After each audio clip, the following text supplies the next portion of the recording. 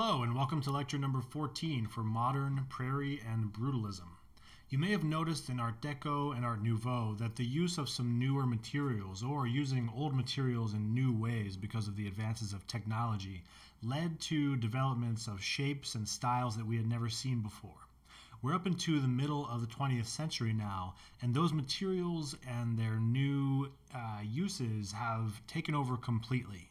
So we see a new focus on steel, on glass, on concrete coming out of that, and moving into a focus on honesty from architects, architects focusing on honesty about the materials and their characteristics. And so what we see is a reluctance for decor, we see a reluctance for detail, and the kind of plainer and simplistic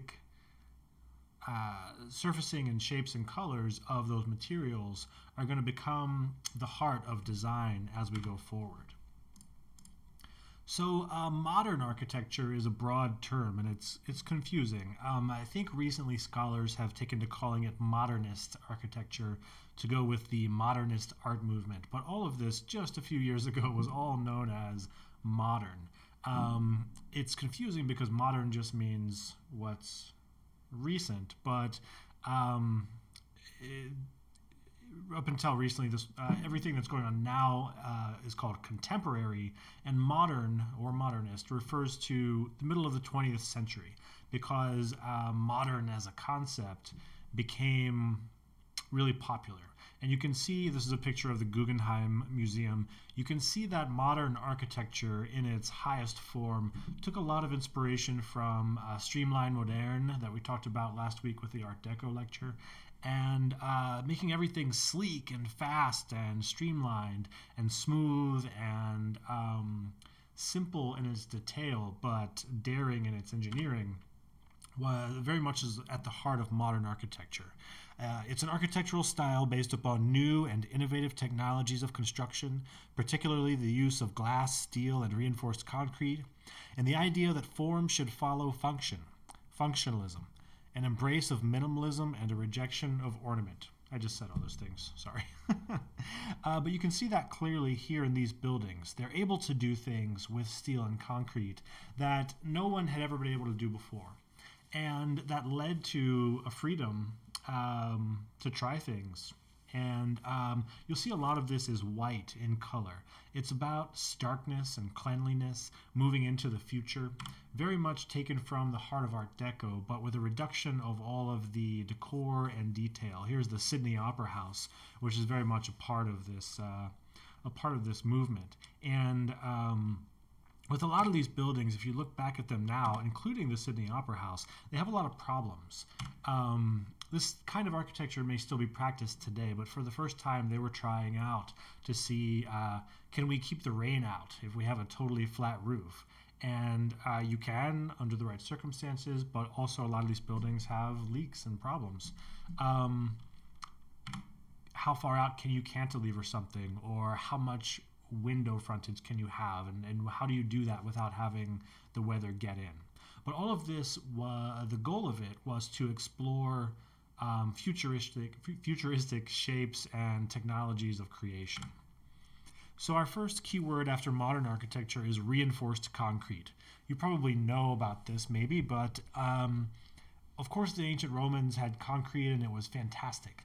But with the advent of easily accessible steel and cheap steel with the Bessemer process and the further development of its creation, we could create a steel mesh that we would lay like weaving a basket inside of a structure and then pour the concrete over it. And what that does is, this is still widely practiced today, it's the #1 construction technique now and for the foreseeable future.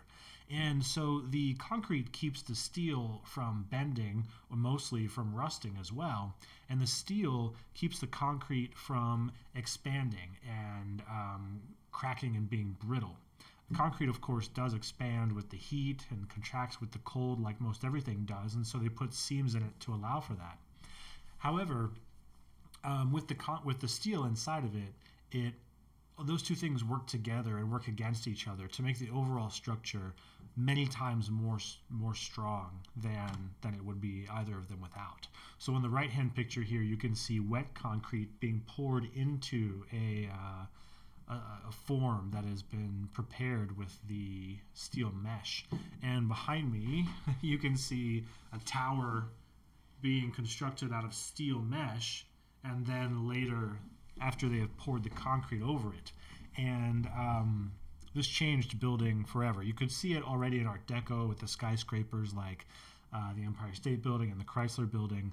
And after the 20s and 30s, when they figured it out and realized it worked, it went crazy. So here is a great picture of rebar. Rebar is this steel rod with ribs on it that is the primary way that reinforced concrete is created.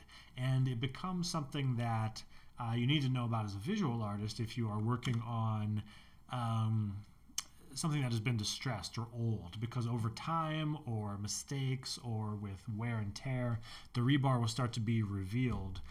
In this picture above me, you can see the concrete has been really chipped or washed away a lot. And this picture on the right, you can see that even just a little bit of spalling on the surface of the concrete as it starts to flake away like a cake or something if it dries out, will reveal the rebar beneath. Maybe the rebar was too close to the surface. And the rebar will start to rust and leak all down the building, and all this makes really beautiful scenery. Our next keyword is plate glass. So we've had glass for a long, long time, but a new type of strong glass production and making it perfectly flat. They invented something called float glass, where to make the glass completely flat, they would float it on a bed of like liquid nickel or something. So like a metal that's superheated so much it's totally melted into a liquid. That of course would form a flat surface. And then the plate glass, because the glass is less dense than the metal, if you pour glass on top of it, that glass would just float on top of that nickel, and then it would dry or cool extremely flat and evenly thick. So plate glass enabled what we see here, and so many modern buildings are just like this, that the outer surface is primarily glass. It's an incredibly modern, although not 50s modernist, way of building things. So here we see plate glass. You're familiar with this. You've seen it before, but it's important to realize that this glass, of course, is not holding up the ceiling above or holding up the structure. We're going to talk about that in the next keyword when we get to curtain wall. But plate glass enabled vast surfaces to be lit through naturally, and it's a wonderful way to get a lot of light. It also is an incredible challenge in the heating and cooling of buildings. But the plate glass also enabled the curtain wall. And a curtain wall is so common in modern buildings, where an outer covering of a building in which the outer walls are non-structural. They're utilized only to keep the weather out and the occupants in. Since the curtain wall is non-structural, it can be made of lightweight materials, thereby reducing construction costs. So how do they do this? How do they have walls of glass that have ceilings above them and things like that? Well, some of them, as you can see in some of these examples, there are beams between the pieces of glass. But on many, let's go back, on many modern buildings, the curtain wall is just the glass itself. The outer wall is only glass, and the muntins, or whatever you want to call them, between. And all of that is cantilevered out from beams and columns that are set back. In this image, you can see in the lit floors that there are columns that are set back from the curtain wall. And that's really what's holding the building up. And because reinforced concrete is so incredibly strong, just those few columns is enough to hold up all of this building so that you can have curtain wall. Great. So the next keyword is mid-century modern. And this is part of it, but really it's its own thing. It is a very provocative, very cohesive 1950s-ish aesthetic style that pervades in all of the arts and in architecture.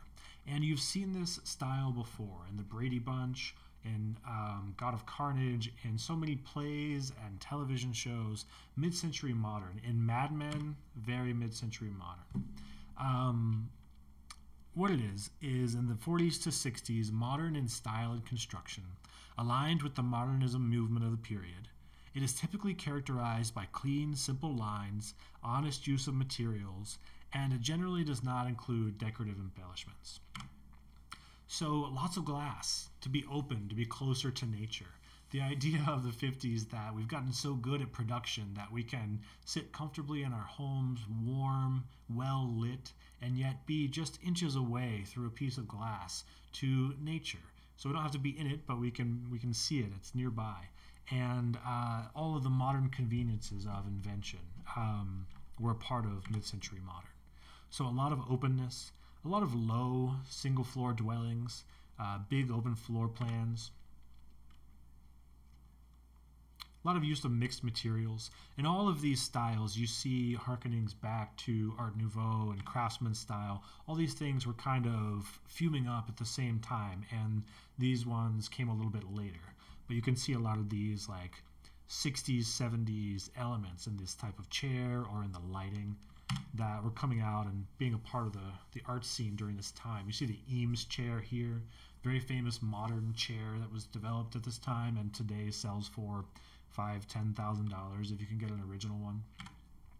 Here's some more mid-century modern, sleek, stylish, fast-looking furniture. And here's some mid-century modern interiors. A really interesting use of modern and futuristic shapes like these square panels and natural tones of wood and brick. So no mantelpiece and no curly cues and no motifs around this fireplace. Just long, unusually long horizontal bricks. So natural but simple. Natural wood chairs, but in a very, very futuristic shape. And all of this you'll see so much, especially this giant shag carpet, coming up in all of 60s, 70s fiction and storytelling and plays scripts as well. All the art here and the bricks and the industrial lighting, all this speaking to a time when the world was so complex that this was like a tasteful magazine sample of all these different things that were going on. And a lot of things that were very much a part of the period that seemed futuristic at the time, we have now left behind, like this very iconic fireplace thing that we don't have at all anymore, that just reaches out and says 60s. If you were to put this orange fireplace on stage, what an incredible statement, what a beautiful piece to include. Here's some pictures from the 60s and 70s of these interiors. This one is actually of a room we saw a few minutes ago. You can see how the decor inside this one is much more original to the time period. Yes, there was a huge interest in African art and other tribal arts at this time period. A lot of that coming and going, as we've talked about these cycles of history before. But you can see a lot of what they thought of as correct indigenous art from different places, different time periods, sort of being smashed together in that British way of collaging things together that we've talked about before. Here's a series of mid-century modern interiors, including a lot of technology and comforts that the home would have, a lot of art that came out during this time period.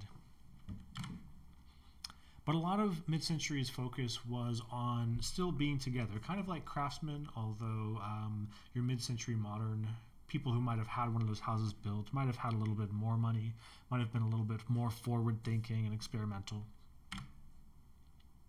And mid-century modern is still widely practiced today and loved, bought, treasured as homes that still exist, and people go out of their way to totally renovate and fill their home with mid-century furniture and everything to go along with it, to recreate that if it's been taken away.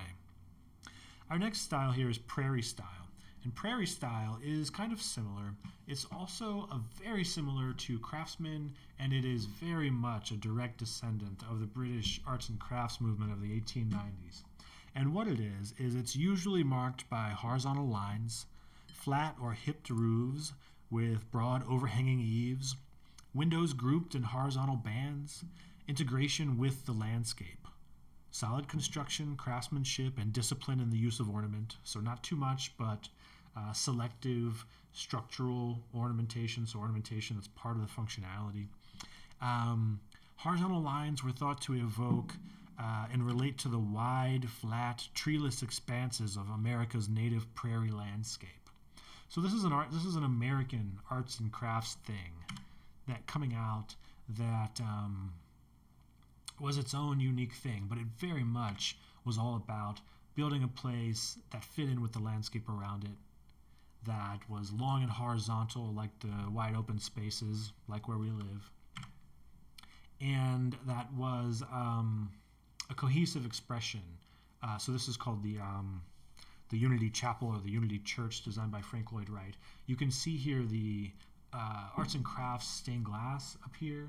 You can see a lot of the gentle color palettes and soft geometric patterns as opposed to a lot of harsh contrasting colors.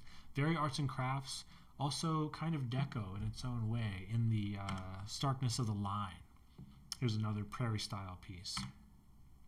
One of the biggest designers and creators of Prairie Style and the Prairie School, and even though he denied it his entire life, a major architectural leader of modernism throughout the 20th century was Frank Lloyd Wright.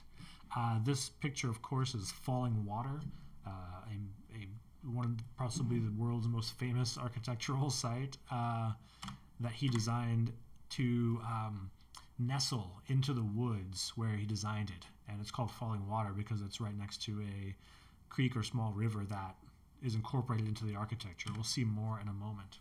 From this all the way to this, back to the Guggenheim Museum, Frank Lloyd Wright designed the Guggenheim as well. He was focused on a simplicity without a lot of detail. He believed in designing in harmony with humanity and the environment, a philosophy he called organic architecture. Falling Water has been called the best all-time work of American architecture. Some of Frank Lloyd Wright's work you may think of as hit or miss, but all of it was with a thought to the world around the piece and to using materials drawn from the nearby landscape. Here's like the shot of Falling Water. Incredibly beautiful, the way that these field stones have been used to create. What a striking pattern. What a lot of work that must have been. Look at the modern use of glass and plate glass, repetition of window bands and lots of horizontal structures, use of stucco coming from Deco and Nouveau. But all of this cohesively sat onto this rock, this existing rock and this existing waterfall in a way that just makes the building quickly fade away if you're even just a few trees through the woods that you can barely see it. Contrast that with the shape here of this desert home designed by Frank Lloyd Wright and how its use of local stone makes the colors fade away into the landscape and the shapes feel natural overall. This is one of the most interesting and strange Frank Lloyd Wright buildings. Futuristic, interesting. Here's an unusual Frank Lloyd Wright building because it used a lot of concrete. You can see ties here to the square grid pattern in the the Pantheon in Rome, and his use of reinforced concrete in this way was pretty unusual, but it really alludes to the coming explosion of its use in the 60s and 70s. Here's another picture of Falling Water from like where the creek is coming into the waterfall. Falling Water, like a lot of these buildings, does have a lot of structural and weather problems. It has a lot of stucco degradation, and it requires constant maintenance by a foundation that takes care of it and collects donations and everything like that. It's a very wet house, and it's not without its issues, but it's also incredibly beautiful and the most well-known and most striking piece of American residential architecture. Here's another Frank Lloyd Wright residential home, both futuristic with natural materials and fitting right into the shape of the hillside that it is situated upon. Our next keyword is brutalism. So 1960s to 1980s, from the French word for raw concrete, béton brut. Brutalist buildings have a reputation for being huge, imposing structures of raw concrete and steel with small or non existent windows. Very popular in science fiction films, controversial worldwide, brutalism makes a statement. So, brutalism is taking reinforced concrete to the furthest reach. And much like we saw with classicism, governments and corporations fell in love with these buildings in the 60s because they made a huge impact. They were big and imposing and looked official. And frequently they were cheap because it didn't require like 1,000 fine stonemasons to carve a bunch of, unique column capitals and stuff like that. The skill here is a certain amount, but it's fixed in preparing the steel mesh and forming the concrete. And brutalism is hated. Most people despise brutalism. It can be very dour, very depressing. A lot of public housing projects in the 60s and 70s, governments building buildings for people to live in, typically low-income people to apply to live there for a lower income or a lower cost rent. They were seen as affordable to build, and they are widely hated. Many government buildings that were built in the brutalist style were subsequently torn down 10 years later, even though they were in perfectly fine condition, and replaced with something modern or even neoclassical just because they're widely reviled. This is probably one of the most beautiful brutalist buildings, and brutalism can be incredibly gorgeous under the right circumstances. Concrete can be a super beautiful medium. It takes on a texture of the wood that you use to mold it, and we'll see another example of that in a second. But if used correctly, even the imposing nature of brutalism can be quite gorgeous. This is a building called The Egg that is in Albany, New York. I once worked for a theater that rented out a scene shop that is below. So The Egg here, if you can imagine, is quite large. I don't know if you see any people in this, but it's a vast structure. And The Egg is 2 theaters back to back. So if you put 2 proscenium theaters, and the bowls of the audience are like this, and one of them is very large, and that's the right hand side over here, and one of them is very small, it's the left hand side. The incredible expense, an incredible amount of effort and material, just the weight of this thing alone. The walls on this thing are like 2 or 3 feet thick, just because they were like, oh, we're going to put 2 theaters floating above the air. It's worth looking up, but all below this is a vast governmental complex. But they have like scene shops and loading bays and all kinds of stuff down there. But this is a major example of brutalism. That ugly, lovely, I don't know, kind of pointless, I guess. Why, right? But cool, certainly interesting, very futuristic. On the right-hand picture, one of the early practitioners and major proponents of brutalist architecture was named Le Corbusier, French, clearly. But his brutalism was somewhat light. It could be colorful, it could be fanciful, and he believed that it was a key to providing a lot of good housing for cheap. He would raise the main apartment building over these pylons that you see below in order to create public spaces that were shaded, that people could hang out together. He believed he would be able to create a better world through brutalism. On the left picture, we see what brutalism became, which was like some kind of horrible, like the Empire in Star Wars, evil building. A lot of evil buildings. If you look up evil buildings, almost all are brutalist buildings.